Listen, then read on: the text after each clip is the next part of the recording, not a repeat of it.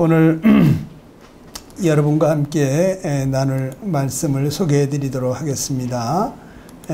오늘 말씀은 생수의 근원 되시는 예수님이십니다. 생수의 근원이 되시는 예수님에 대해서 요한복음 4장 3절 이하를 이렇게 쭉 집에 가서도 한번 좀 보시게 되기를 바라고요. 이 요한복음 4장 3절 4절을 보면 이렇게 시작이 되거든요.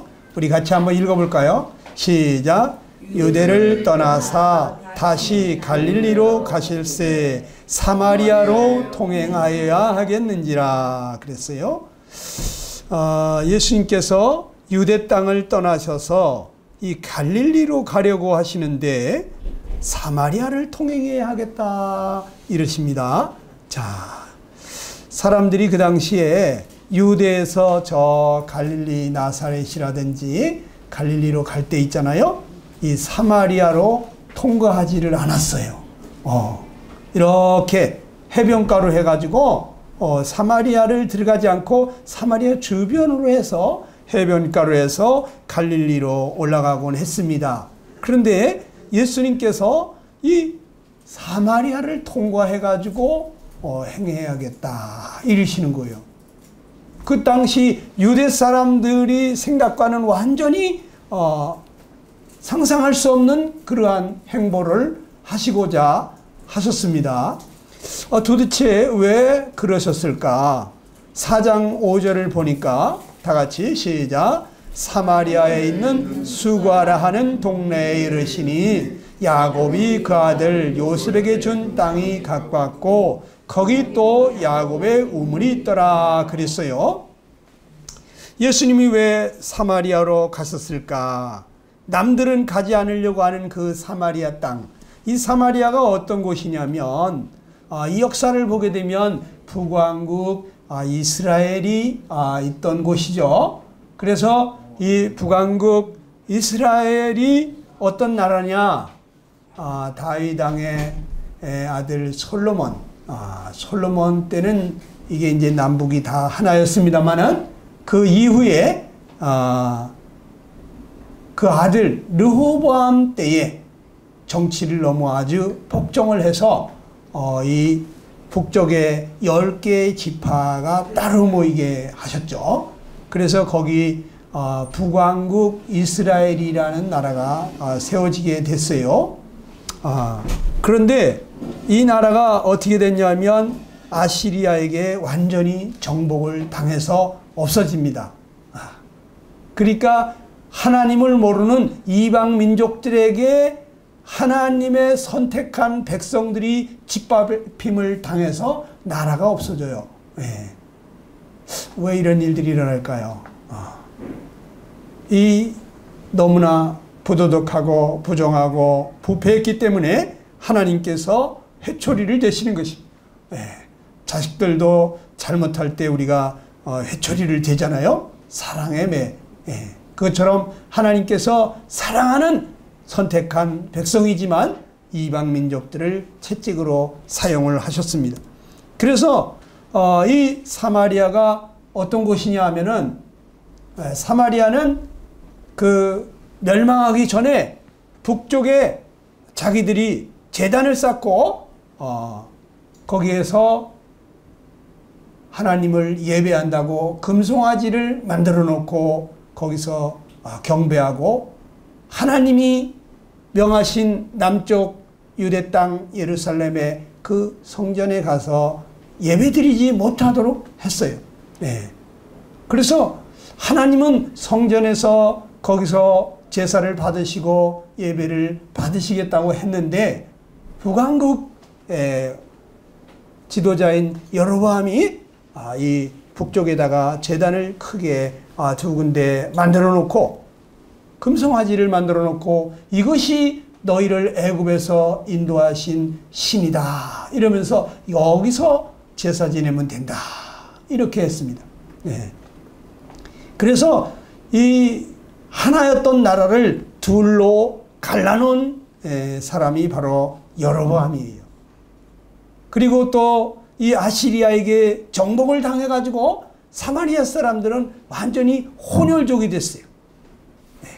예전에 우리가 어렸을 때 보면은 머리가 하얗고 눈이 파릇하든지 머리가 곱슬곱슬하니 얼굴이 새카만 그런 아이들을 보게 되면 혼혈하라고, 손가락질을 하면서 뭐 튀기다, 혼혈이다, 이러면서 이렇게 왕따를 시키고 그랬잖아요. 아주 좀 부도덕한 그러한 부모 밑에서 태어난 것 같이 그렇게 취급을 했어요. 그런 것처럼 이 사마리아가 바로 그런 사람들로 취급을 당한 거예요. 아시리아의 이방 민족들이 정복을 해가지고 수많은 사람들을 막 겁탈을 하고, 이래가지고 그 자손들이기 때문에 아주 이방에 피가 섞였다. 그래서 비난을 하는 그런 사람들이고, 또 이방 종교가 들어와 가지고 완전히 혼탁하게 됐기 때문에 이제 그 순수한 유일하신 하나님을 섬기는 그 순혈통이 아니다. 그래서 이 유대인들은 사마리아 사람들을 아주 짐승처럼 개돼지 취급하는, 이렇게 손가락질하고 멸시하고 경멸하는 그런 게 있었어요. 상종을 하지 않고 음식도 같이 먹지 않는 이러한 사이였어요. 그런데 그 사마리아 사람들을 만나겠다고 예수님이 지금 사마리아를 통과해서 갈릴리를 가신다. 이거 이해할 수가 없는 일이었죠. 그렇죠. 그런데 예수님께서 이 땅에 왜 오셨습니까? 예수님이 이 땅에 오신 이유를 우리가 알 때 바로 왜 그와 같은 행동을 하시는지를 알 수가 있어요. 마태복음 9장 13절에 보게 되면 예수님 뭐라 그러십니까? 시작. 나는 의인을 부르러 온 것이 아니요 죄인을 부르러 왔다 그랬어요. 사람들이, 사마리아 사람들 다 손가락질하는 죄인들이지만 우리 주님께서는 그 사람들도 불쌍히 여기는 거예요. 그들 중에도 정말 구원해야 될 영혼들이 있는 것입니다. 우리 주님이 죄인을 사랑하시는 것은 아니지만 죄인은 사랑하지 않습니다. 그러나 그 사람을 사랑하시고 또 이 죄 가운데서 애통하는 사람, 정말 괴로워하는 사람, 나는 왜 정말 올바르게 살고 싶은데 그렇게 살 수가 없을까? 무엇이 하나님 기뻐하는지를 알기는 아는데 그렇게 하고 싶은데 왜 잘 안 될까? 이러면서 의를 인해서 애통해하는 사람들, 이러한 사람들을 건져주고 싶어 하시는 분이세요. 그래 우리 주님은 이 땅에 왜 오셨다고 그랬습니까? 디모데전서 1장 15절에 시작. 미쁘다 모든 사람이 받을 만한 이 말이요 그리스도 예수께서 죄인을 구원하시려고 세상에 임하셨다 그랬어요. 정말 믿을 만한 말이다 이거예요. 모든 사람이 받을 만한 이 말. 그리스도 예수께서 죄인을 구원하시려고 세상에 오셨다. 우리 다 죄인 아닙니까? 그러니까 우리 그리스도 예수께서는 바로 나를 구원하려고 이 세상에 오신 분이라는 거죠. 다 같이 해봅시다. 예수님은 나를 죄에서 구원하러 오신 분. 나를 죄에서 구원해 주러 오신 분이에요. 그분께서 지금 유대인들이 다 꺼려하는 사마리아 사람 살고 있는 그 땅으로 지금 행보를 하십니다. 그래서 이 성경에 보게 되니까 예수께서 길을 가시다가 피곤하여 우물 곁에 그대로 앉으셨다 그랬는데 거기가 바로 사마리아 수가성인 것입니다. 때가 6시쯤 되었더라 그랬어요. 6시는 유대인 시계로 6시니까 우리나라로 말할 것 같으면 낮 12시를 말하는 거예요. 정오에 아주 햇빛이 쨍쨍 비치는 아주 그 뜨거운, 중동에서는 낮 12시에 사람들이 드나들지 않죠. 낮 12시는 사람들이 전부 나무 그늘에 가서 쉬거나 잠을 자거나 그런 시간입니다. 그런데 그 시간에 사마리아 여자 하나가 물을 기르러 왔다는 거예요. 이 우물가에. 예수께서 그 여자에게 물을 좀 달라 이렇게 하시니 이는 제자들이 먹을 것을 사러 동네에 들어갔음이로라 이렇게 말하고 있습니다. 예. 여러분, 여기 사마리아 여자 하나가 지금 낮 12시 정오에 그 뜨거운 떼약볕에 물을 기르러 나왔어요. 다른 사람들은 이 시간에 물 기르러 나오는 시간이 아닙니다. 예. 서늘할 때 일도 하고 물도 깃는 거지, 이 뜨거운 장렬하는 태양볕이 그 뜨겁게 비치는 낮 12시에 누가 일하러 나갑니까? 그때 다 쉬어야 돼요. 물 기르러 안 갑니다. 근데 이 여자는 좀 특별한 여자예요. 예. 그래서 이 밤에 일을 하고 낮에는 쉬어야 되는 그러한 직업을 가졌는지도 모르겠어요. 예. 그리고 이제 이 낮에 쉬다가 이제 늘어지게 자고 나서 배고프니까 목마르니까 이제 그 뜨거움을 무릅쓰고 이렇게 물을 기르러 나오지 않았나 싶습니다. 그런데 거기에 예수님이 우물가에 걸터 앉아 있는 거예요. 이 예수님을 만났어요. 사실 예수님이 이 사마리아 여인을 만난 겁니다. 네. 이게 우연일까요?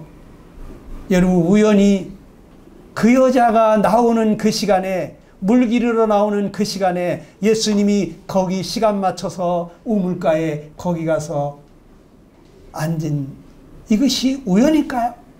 여러분, 그렇지 않습니다. 네. 예수님께서는 이 여자가 그 시간에 물 기르러 나올 것을 벌써 다 알고 계셨을 거야. 네. 예수님 모르실까요? 전지전능하신 분이십니다. 여러분과 내 마음속까지도 다 아시는 분이에요. 우리의 행보를 다 아시는 분이에요. 네. 근데 그분이 이 여자를 만나러 갔던 것입니다. 네. 여러분, 예수님께서는 사랑의 하나님이십니다. 그렇기 때문에 정말 그 뜨거운 떼약볕을 무릅쓰고 거기까지, 그 여자가 나오는 그 시간에 그 여자를 만나기 위해서 거기까지 걸어가신 거예요. 네. 사랑에는 수고가 따르게 돼 있어요. 수고하지 않는 사랑은 사랑이 아닙니다. 입에 발린 사랑, 말로만 사랑한다 사랑한다, 이거 참 사랑이 아닙니다. 사랑하면 수고하게 돼 있어요. 자기를 희생하게 돼 있어요. 예. 우리 부모가 자식 돌아볼 때도 다 그렇지 않습니까? 예. 아무리 피곤하고 힘들어도 자식들 먹이려고, 그 배고파서 지금 밥 달라고 하는 자식들 먹이기 위해서 그 피곤을 무릅쓰고 일어나서 밥을 하잖아요. 예. 피곤한데도 청소하잖아요. 빨래하잖아요. 왜 그렇습니까? 사랑 때문에 그렇죠. 사랑 때문에. 근데 우리 주님께서 이 여자를 도와주고 싶어서 이 먼 거리 그 떼약볕에 걸어가셔서, 육신적으로는 정말 피곤하고 지쳐서 우물가에 털썩 주저앉을 정도로 우물가에 걸터 앉으신 이 예수님, 이 여자를 사랑하신 그 예수님은 바로 여러분과 나를 사랑하시는 분입니다. 네. 이거 잊지 말으셔야 돼요. 여러분, 가끔가다 의심이 나고 진짜 하나님이 날 사랑하는 거 맞아? 하나님이 계시면 나한테 이럴 수가 있어? 이런 생각이 드실 수도 있어요. 그럼 우리가 이해를 못해서 그렇지, 하나님은 여러분 사랑하십니다. 하나님은 우리를 사랑하십니다. 하나님은 사랑밖에 못해요. 하나님 모든 것을 사랑으로 행하시는 분이십니다. 아멘? 아멘. 여러분, 우리에게 일어나는 모든 일이 우연이 아니라고 성경은 이렇게 가르쳐주고 있어요. 마태복음 10장 29절에 보니까 참새 2마리가 한 아사리온에 팔리는 것이 아니냐, 예수님이 이렇게 말했습니다. 자, 참새 2마리가 얼마에 팔린다고요? 한 아사리온에 팔린다. 이 아사리온은 이 동전, 돈의 단위입니다. 그런데 이 동전 한 입에 참새 2마리를 살 수 있다는 거죠. 네. 그런데 예수님이 또 이런 얘기를 했어요. 참새 5마리가 2아사리온에 팔리는 것이 아니냐 이렇게 얘기했습니다. 자, 이게 무슨 얘기입니까? 1아사리온에 2마리의 참새를 살 수 있는데 2아사리온에 5마리를 살 수 있다? 그러면 이거는 1마리를 덤으로 줬다 이런 얘기죠. 네. 참새는 하찮은 짐승이기 때문에 그냥 돈을 벌 수만 있다면 그냥 1마리를 덤으로도 주는 거야. 있어도 그만 없어도 그만. 네. 그래서 이 2아사리온이면 4마리를 팔아야 되는데 1마리 덤으로 5마리를 팔지 않느냐 이거예요. 그런데 하나님 앞에서는 그 하나도 잊어버리시는 바 되지 아니하는도다 그랬어요. 이게 무슨 얘기냐면 그 덤으로 주는 그 하찮은 미물도 하나님 앞에서는 잊어버리시는 바 되지 않는다. 하나님이 허락지 아니하시면 그렇게 되지 않는다는 거예요. 예. 공중에 나는 새 1마리도 하나님이 허락지 아니하시면 떨어지지 않는다는 거예요. 예? 포수가 총을 잘 쏴가지고 떨어뜨리는 것이 아니라 하나님이 그 새를 날려보내야 되겠다, 살려줘야 되겠다 그러면 하나님이 바람만 한번 불어도 그 새는 날아갈 거예요. 그런데 포수의 총에 맞아가지고 떨어지게 할 때는 하나님의 허락하심이 없이는 그런 일이 있을 수 없다는 얘기예요. 예. 그런데 하물며 너희는 어떻다고요? 너희에게는 심지어 머리털까지도 다 세신 바 되었나니 너희는 많은 참새보다 귀하지 않냐 그랬습니다. 그 미물인 참새 1마리도 하나님이 관여하고 계신데 너희는 머리털까지도 세고 계시다. 이 세상 모든 참새하고도 바꾸지 않는다 이거예요. 여러분이 얼마나 가치 있는 존재인지 아십니까? 어제 우리 아들하고 그런 얘기를 했습니다. 우리 아들이 결혼한 지 이제 6개월밖에 안 됐는데 아기가 지금 생겼습니다. 아기가 생겼는데 10주 됐습니다. 네. 그런데 그 아기가 어떻게 생기느냐? 그 수억 마리의 정자 중에서 딱 한 마리만 그 난자 안으로 다 들어가는 거예요. 그러니까 이 세상에 태어난 생명들은 수억 대 1의 경쟁을 뚫고 승리한 승리자다 이거예요. 그리고 여러분들이 이 땅에 존재한다고 하는 것은 이미 승리자로 태어나신 거예요. 대단한 분들인 것입니다. 네. 자부심을 가지시고 자존감을 가지셔도 됩니다. 여러분 대단한 분들이에요. 네? 수억 대 1의 경쟁을 뚫고 태어나신 분들이에요. 네. 우리 아들한테 그런 얘기를 하면서 얘들아 너희들은 태어날 때부터 정말 승리자로 태어났고 존귀한 자들이다. 응? 자부심을 가져라. 엄마 아빠는 너희들을 그렇게 키웠다. 에?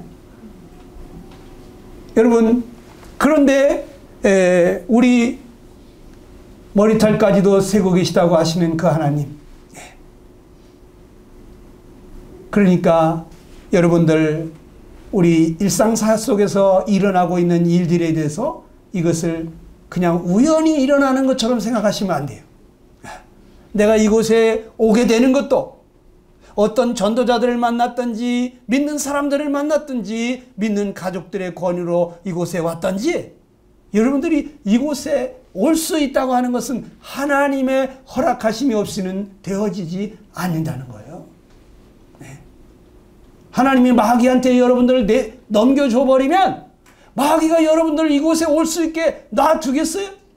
네. 그냥 세상으로 놀러가고 돈에 빠지는 사람도 있고 네. 여러분 여기 올 수 없어요. 하나님이 여러분들에게 뭔가를 주시고 싶으셔서 그 많은 사람들 중에서 택하셔서 이곳에까지 인도해 주고 계신 거예요. 그러니까 하나님이 왜 나를 이곳까지 인도해 주셨을까? 무엇을 주시려고 하시는 것일까? 이런 생각을 하셔야 돼요. 어떤 일이 일어났을 때 왜 나한테 이런 일이 일어나도록 허락하실까?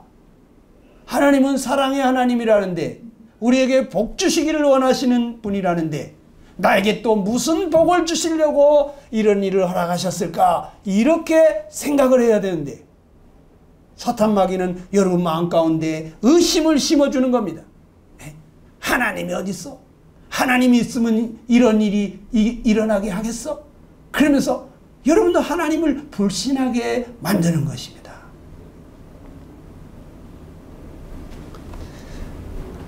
우리에게 일어나고 있는 모든 일이 우연이 없다. 이 사마리아 여인이 예수님을 우물가에서 만났는데 이것도 우연이 아닌 것처럼 우리에게 일어나고 있는 일들이 우연이 없다고 하는 것을 여러분 마음 가운데 생각하시기를 바랍니다. 사마리아 여자가 예수님께 말했어요. 당신은 유대인으로서 어찌하여 사마리아 여자인 나에게 물을 달라고 하시나이까? 이렇게 묻습니다. 이는 유대인이 사마리아인과 상종치 아니함이로라. 이 여자가 잘 알고 있죠.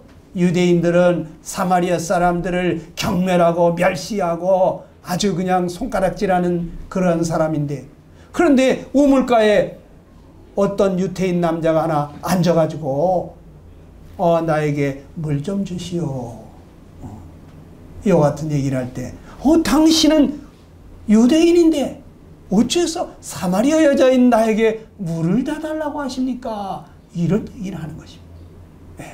여러분, 예수님께서 왜 이 여자에게 물 좀 달라고 도움을 청했을까요? 여러분, 이 여인이 우물가에 왔을 때 한 젊은 남자가 거기에 앉아 있다고 하는 것은, 낯선 남자가, 그것도 유대인, 자기들을 경멸하고 무시하고 돌팔매질하는 그러한 유대인이 거기에 앉아 있었다고 하는 것은 마음이 경직될 수밖에 없는, 정말 이 남자를 경계할 수밖에 없는 그런 상황이에요. 그런데 예수님께서는 이 경직된 마음을 풀어주고 싶어 나에게 물 좀 주시오, 이런 얘기를 하시는 것입니다. 여러분, 이 여자가 볼 때 어떤 생각이 들었을까요? 이 남자가 목이 많이 마른가 보다. 먼 길을 걸어왔나 보다. 유대인인데 어떻게 여기까지 왔을까? 아이고, 유대 땅에서 여기까지 오려면 많이 목이 말았겠구나. 여기는 우물에 지금 물기를 그릇도 없고, 이 사람이 목이 마른데 이게 물 먹을 재간이 없으니까 나에게 물을 좀 달라고 이렇게 부탁을 하는구나. 이런 생각을 충분히 할 수가 있었지 않겠어요? 그렇죠? 예. 그러니까 이 여자가 볼 때는 이 경계심이 풀리면서 그 마음에 불쌍하고 가련한 마음, 도와줘야 되겠구나 하는 그러한 마음이 생기는 것입니다. 예수님이 참 이 여자에게 적절한 말씀을 하셨구나 하는 것을 알 수가 있어요. 성경을 보게 되니까 우리 주님께서는 우리의 체질을 다 아신다고 써 있습니다. 시편 139편 1절로 4절에 보니까 우리 한번 같이 읽어봅시다. 시작. 여호와여, 주께서 나를 감찰하시고 아셨나이다. 주께서 나의 앉고 일어섬을 아시며 멀리서도 나의 생각을 통촉하시며 나의 길과 눕는 것을 감찰하시며 나의 모든 행위를 익히 아시오니 여호와여, 내 혀의 말을 알지 못하시는 것이 하나도 없으시니이다. 그랬어요. 이 예수님이 누구십니까? 이분이 창조주 하나님이십니다. 성자 하나님이세요. 이 예수님은 우리 앉고 일어섬을 다 아시는 분이에요. 나의 생각을 다 통촉하고 계신 분이에요. 나의 길을 아시고 어디에서 누웠었는지도 다 아시는 분이에요. 나의 모든 행위를 모르시는 것이 없다 이거예요. 부모는 내가 뭔 짓을 했는지 몰라도, 아내나 남편은 내가 뭔 짓을 하는지 몰라도, 그래도 우리 주님은 다 아신다는 거죠. 내 혀의 말을 알지 못하시는 것이 하나도 없으시니다. 그러니까 우리가 이 말도 조심해야 되는 거예요. 우리가 무슨 말을 했던지, 무슨 무익한 말을 했던지 그 말을 따라서 하나님이 심판하신다, 이런 말씀도 있어요. 그러니까 이 말도 하나님 앞에서 우리가 조심하는 것입니다. 우리의 말이나 행동이나 어디에 갔는지, 어디에서 뭘 하고 있는지, 내 생각까지도, 내 마음까지도 다 알고 계신다는 거예요. 여러분이 지금 무슨 생각하시는지, 평소에 뭔 짓을 하는지 다 아신다는 거예요. 이 여자의 그 행실을, 또 그 마음을, 생각을 다 아시는 거예요. 과거와 현재와 미래까지 다 아시는 거예요. 그분이 바로 오늘 여러분 만나주고 싶어서 이곳에 계신 것입니다. 그리고 여러분에게 지금 말씀하시고 계실 거예요. 아, 주님께서 지금 나에게 뭘 말씀하시는가? 여러분 귀를 기울이시게 되기를 바랍니다. 자, 예수님이 뭐라고 답변했습니까? 다 같이 읽어봅시다. 시작. 예수께서 대답하여 가라사대 내가 만일 하나님의 선물과 또 내게 물 좀 달라 하는 이가 누구인 줄 알았더라면 내가 그에게 구하였을 것이요 그가 생수를 내게 주었으리라 그랬습니다. 이 여자는 예수님이 물 좀 주시오 그러니까 당신은 유대인인데 나한테 물을 다 달라고 하십니까? 이렇게 얘기를 했습니다. 자기가 뭔가 도와줘야 될 입장인 줄로 생각을 했는데 예수님은 그게 아닙니다. 예수님은 내가 누구인 줄 알았더라면 네가 오히려 나한테 생수를 구하였을 것이다. 예수님이 여기 왜 왔습니까? 하나님의 선물을 들고 오신 거예요. 하나님의 선물을 주려고 오신 거예요. 물 좀 달라고 하는 내가 누구인 줄을 알았더라면 내가 오히려 나에게 구하였을 것이다. 이렇게 말씀하셨습니다. 그랬더니 이 여자가 뭐라고 말합니까? 여자가 가로되 주여 물기를 그릇도 없고 이 우물은 깊은데 어디서 이 생수를 얻겠삼나이까? 우리 조상 야곱이 이 우물을 우리에게 주었고 또 여기서 자기와 자기 아들들과 짐승이 다 먹었으니 당신이 야곱보다 크니까 이렇게 묻습니다. 이 여자가 생각하는 것은 3차원적인 세계, 이 세상 보이는 물질적인 세계밖에 모릅니다. 그래서 이 생수를 육신의 목마름을 해결할 그러한 물로 알았던 거예요. 여기 물기를 그릇도 없는데 당신 어떻게 나한테 생수를 주겠다는 말을 하십니까? 당신이 야곱보다도 더 큰 분입니까? 이렇게 말합니다. 우리 하나님께서는 여러분에게 이 영적인 거, 신령한 거, 세상이 줄 수 없는 그것을 주려고 하는데 아직까지도 그걸 모르시는 분이 혹시 여기 계신지 모르겠어요. 계속 이 세상적인 거, 물질적인 거, 육신적인 거 이런 것을 구하는 사람들이 있어요. 네? 여러분 그거는 하나님 말고도 여러분 열심히 노력해가지고도 얻을 수 있는 것들이 많습니다. 주님이 주시려고 하는 것은 영원히 목마르지 않는 생수, 그걸 주려고 하시는 거예요. 네. 예수님이 뭐라고 답변했습니까? 이 물을 먹는 자마다 다시 목마르려니와 내가 주는 물을 먹는 자는 영원히 목마르지 아니하리니 나의 주는 물은 그 속에서 영생하도록 솟아나는 샘물이 되리라 그랬습니다. 이 물을 먹어가지고는 다시 목마르겠지만 내가 주는 물을 먹게 되면은 영생하도록 솟아나는 샘물이 된다. 이게 육신의 물이 아니죠? 세상의 물이 아니죠? 주님이 주겠다고 하는 그 생수, 그것은 바로 영원히 목마르지 않는 물입니다. 육신의 물이 아닙니다. 영적인 물을 말씀하신 거예요. 우리 영적인 목마름을 만족시켜주는, 영적인 목마름을 해결해주는 그러한 물을 지금 말씀하고 있는 것입니다. 그래서 어느 날 주님은 이런 말씀을 하셨죠. 요한복음 7장 35절 이하에 보게 되니까 예수님이 서서 외쳐 이르되 누구든지 목마르거든 내게로 와서 마셔라.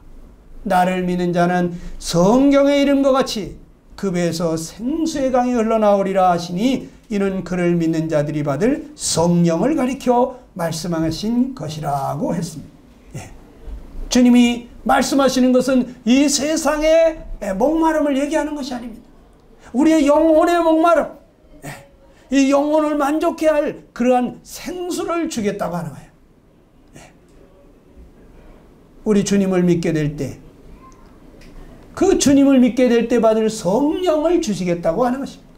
이 성령을 받게 되면 우리의 배에서 생수의 강이 흘러나리라 하는 것입니다. 생수의 강. 우리 주님이 우리에게 주시는 그 평강은 평화가 강물처럼 흐르는 그러한 평화예요. 또 우리 주님이 우리에게 주시려고 하는 기쁨은 세상에 줄 수 없는 샘솟는 기쁨. 아무리 가뭄이 들어도 이 샘에서는 물이 계속해서 솟구쳐 오르는 것처럼 다시는 목마름이 없는 그러한 영혼의 만족, 이거를 주시기를 원하시는 것입니다. 그래서 이것을 얻은 사람들이 성령이 충만해가지고 노래를 부르잖아요. 내게 강 같은 평화 넘친다. 내게 강 같은 평화 넘치네. 내게 샘솟는 기쁨 넘치네. 이런 찬송이 왜 나오겠어? 그 사람들이 이 성령의 충만함을 받고 세상이 줄 수 없는 이 평강을, 이 기쁨을 맛보다 보니까 그게 노래로 나온 거예요. 그게 그냥 가사 적혀있는 무슨 글이 아닙니다. 노래가 그냥 노래가 아닙니다. 체험에서 우러나온, 여러분들이 이런 것을 얻게 되기를 우리 주님이 원하시는 거예요.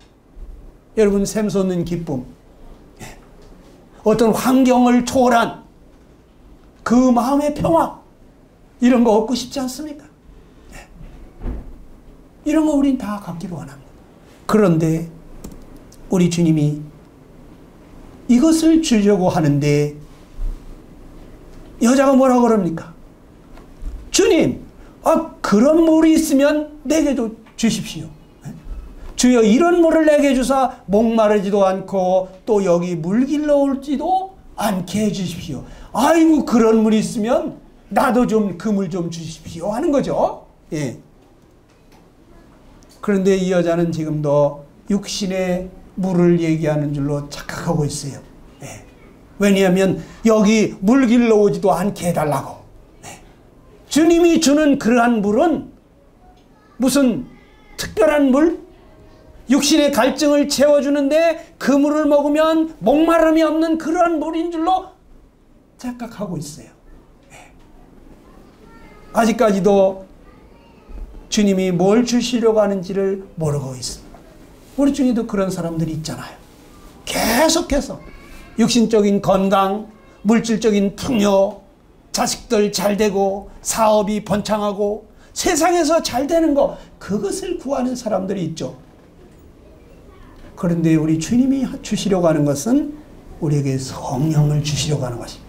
성령으로 말미암아 우리에게 세상이 줄 수 없는 평화와 기쁨과 사랑과 능력과 주님의 그 모든 능력을, 주님이 가지고 계시는 그 모든 것을 우리에게 주셔서 부족함이 없는 삶을 우리에게 살게 하시고 이 세상 떠날 때 영생 복락을 누리게 하시기를 원하시는 거예요. 그래서 주님은 우리에게 구할 때 너희가 악할지라도 좋은 것을 자식에게 줄 줄 알거든 하물며 너희 천부께서 구하는 자에게 성령을 주시지 않겠느냐. 어떤 아비가 자식이 떡을 달라는데 돌을 주는 아비가 있느냐? 알을 달라고 하는데 전갈을 주는 그러한 아비가 있겠느냐는 거예요. 그런 아버지가 있습니까? 없잖아요. 악한 아비들도 자식에게 좋은 걸 주고 싶은데 너희 하늘 아버지께서 너희에게 구하는 자에게 성령을 주시지 않겠느냐. 여러분 성령님 보내주시기를 간구해야 돼요. 여러분 이거 구해야 돼요. 세상이 줄 수 없는 하나님만이 주실 수 있는 이 성령 하나님이 여러분 가운데 오셔서 여러분의 문제, 여러분의 영혼의 목마름을 해결해 달라고 여러분 기도하셔야 됩니다. 영생하는 물을 얻을 수 있는 사람이 누굴까요? 누가 이 영혼이 목마르지 않는 물을 얻을 수 있을까요? 예수님이 갑자기 이상한 말을 합니다. 가서 내 남편을 불러오라 그래요. 아니 이 여자가 나에게 그런 생수를 달라고 했더니 그러면 먼저 네 남편을 불러오라고 합니다. 그랬더니 여자가 말합니다. 뭐라고요? 나는 남편이 없나이다. 예수님이 뭐라고 답변하십니까? 네가 남편이 없다는 말이 옳도다. 네가 남편 5이 있었으나 지금 있는 자는 네 남편이 아니니 내 말이 참되다. 이렇게 말해요. 너 지금 남편이 없다고 그러는데 지금 너 5 남편을 갈았지. 그리고 지금도 어떤 남자하고 살고 있는데 아직 혼인신고도 안 하고 살고 있구나. 주님 이거 다 알고 있어요. 에? 여러분 저는 이 여자가 어떤 남편들하고 살았을까를 한번 생각해 봤습니다. 5 남편은 도대체 어떤 사람들이었을까? 처음에는 아마 잘생긴 남편하고 살았지 않을까? 여자나 남자나 젊었을 때는 잘생긴 사람, 예쁜 사람을 좋아합니다. 그렇죠? 아주 잘생긴 사람 보면 마음이 쿵쿵쿵쿵 마음이 심쿵해지잖아요. 예? 마음이 뛰어, 가슴이 뛰어. 와, 저 남자랑 저 여자랑 살면은 너무너무 행복하겠다. 그래서 다른 거 안 따집니다. 그저 잘생긴 사람 쫓아가는 거예요. 그게 오빠 부대가 나오는 거 아닙니까? 응? 잘생긴 연예인들을 보면서 오빠 오빠 하면서 책가방 던져버리고 그냥 방송국 앞에서 왜 그런 오빠 부대들이 나올까? 잘생겼거든요. 잘생겼거든요. 근데 이 잘생긴 남편하고 살다 보니까 뭐 사는데 그 얼굴 뜯어먹고 사는 거 아니잖아요. 그렇죠? 어떤 남자가 하는 얘기가 그렇게 컴퓨터 미인이라고 하는 그러한 그 미스코리아 그런 여자하고 살아봐도 한 3개월쯤 사니까 이 여자나 저 여자나 그 여자나 그 여자 같더라. 뭐 별반 다를 게 없더라 하는 거예요. 네? 처음에는 그냥 막 너무나 구름을 밟고 가는 것처럼 행복했지만 몇 달 살아보니까 뭐 그저 그렇더라는 거예요. 네. 여러분 그렇게 잘생긴 남자도 네. 이 여자에게 행복하게 해주지를 못했던 거예요.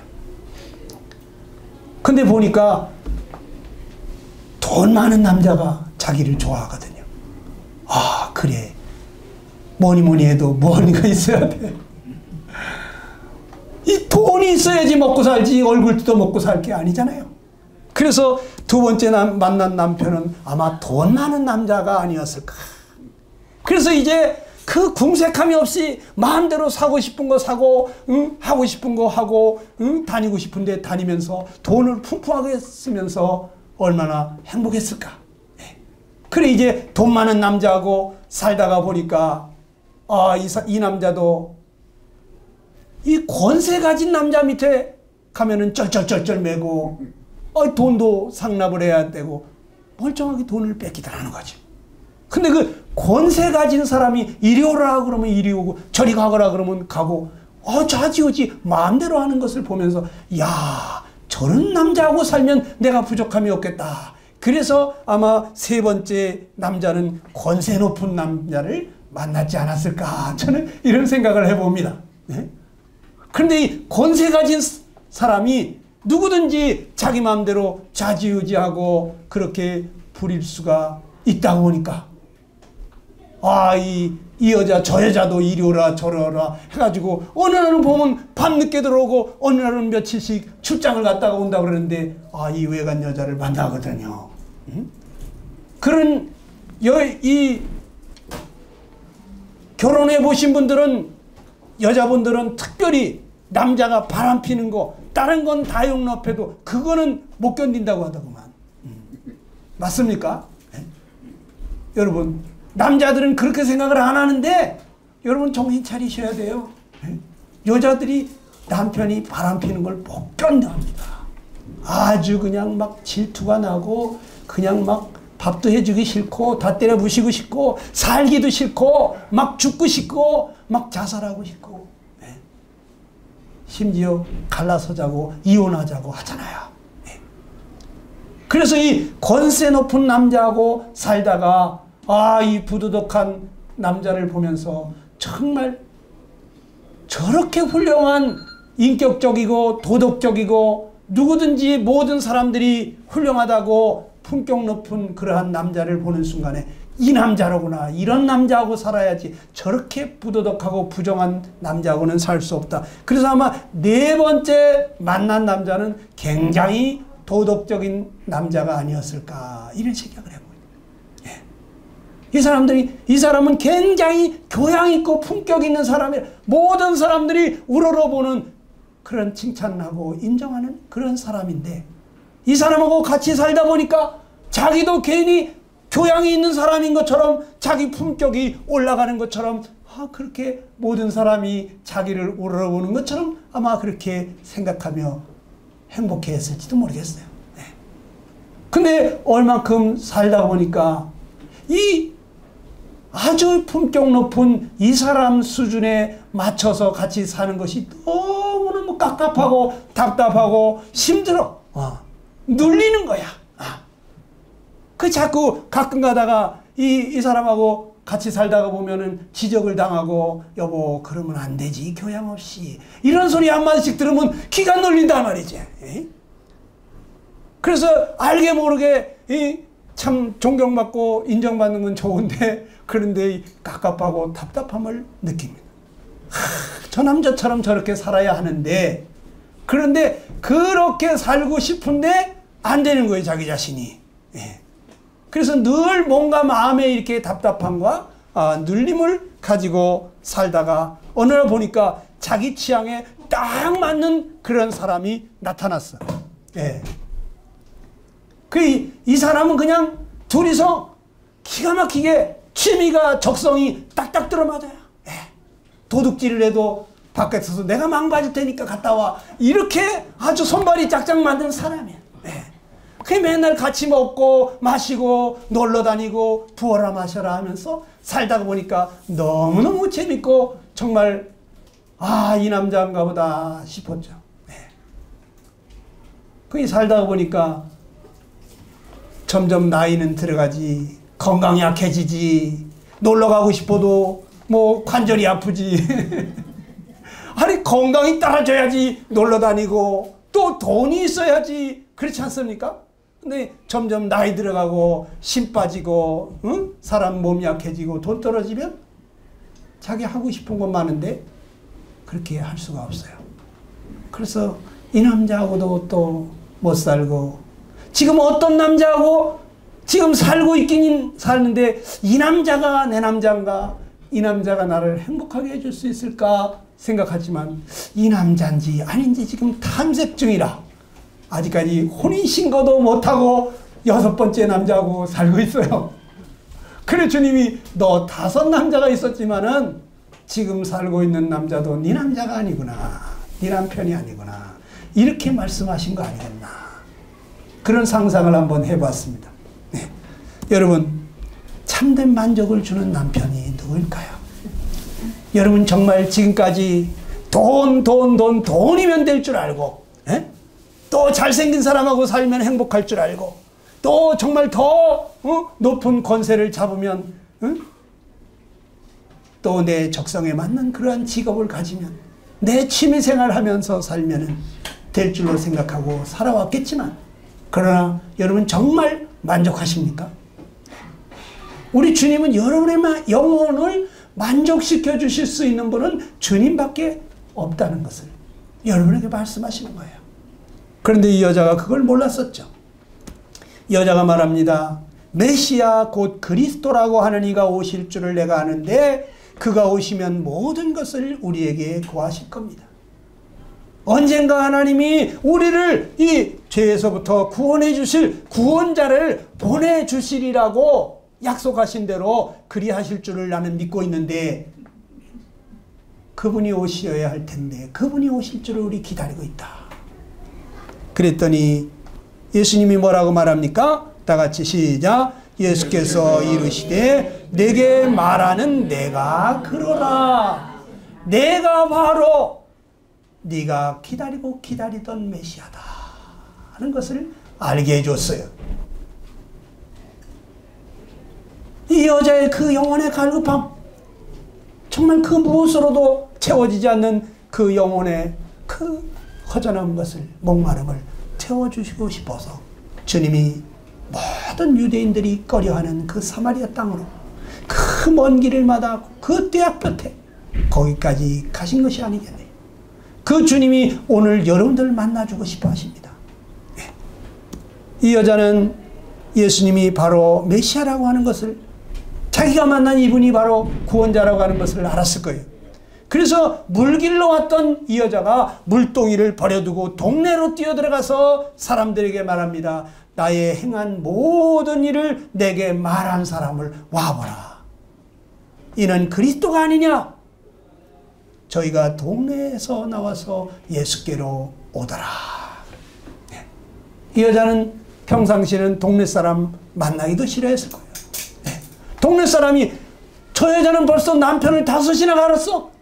저런 손가락질을 얼마나 했을까요? 그러니까 사람들 만나기도 꺼려했을 거예요.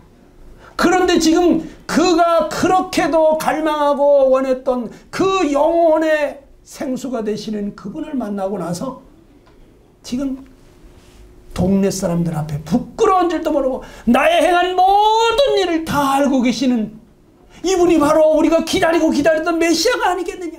여러분들도 와서 보라 말이지. 그런 예수님 만나보라고 그렇게 전도를 합니다.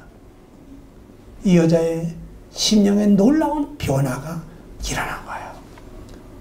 세상이 주는 물이 아닌 정말 주님만이, 예수님만이 주는 그 영혼을 만족해 하는 목마르지 않는 생수를 만난 거예요. 여러분, 우리가 어떻게 해야 되겠습니까? 여러분은 정말 지나온 세월 돌이켜보니까 만족하십니까? 무엇이 있으면 만족하겠습니까? 정말 곰곰이 생각해 보세요. 네.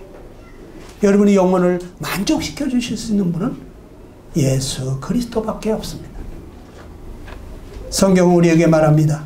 내가 사랑하는 자를 책망하여 징계하노니 그러면 네가 열심을 내라 회개하라. 볼지어다 내가 문 밖에 서서 두드리노니 누구든지 내 음성을 듣고 문을 열면 내가 그에게로 들어가 그로 더불어 먹고 그는 나로 더불어 먹으리라. 그러면서 여러분에게 말씀하시는 거예요. 내가 너를 사랑한다. 내가 너에게 말한다. 열심을 내라. 회개하라. 너 왜 이렇게 뜨뜨미지근하냐? 왜 너는 그냥 예배당들만 왔다리 갔다리 밟고 다니느냐? 회개하라. 열심을 내라는 거예요. 내가 문 밖에서 두드리고 있다. 내가 널 도와주고 싶다는 거예요. 우리 잠깐 기도하겠습니다. 잠시 눈을 감으시고 주님은 여러분에게 말씀하십니다. 난 널 사랑한다. 난 너를 안다. 네 마음의 갈증을, 네 마음의 그 목마름을 내가 안다. 내가 널 채워주고 싶다. 내가 널 도와주고 싶다. 사랑하는 자여, 마음 문을 열지 않겠느냐? 문을 열면 내가 너에게로 들어가서 너로 더불어 먹고 너는 나로 더불어 먹으리라. 내가 너와 함께 동고동락하면서 세상이 줄 수 없는 평강을, 기쁨을, 사랑을 너에게 주기를 원한다. 나랑 같이 가자고 주님이 말씀하십니다. 주님, 제 마음속에 오셔서 저를 이 목마름에서부터 건져주십시오. 주님이 저의 전부가 되어 주시옵소서. 여러분 주님 앞에 기도하시기를 간절히 바랍니다.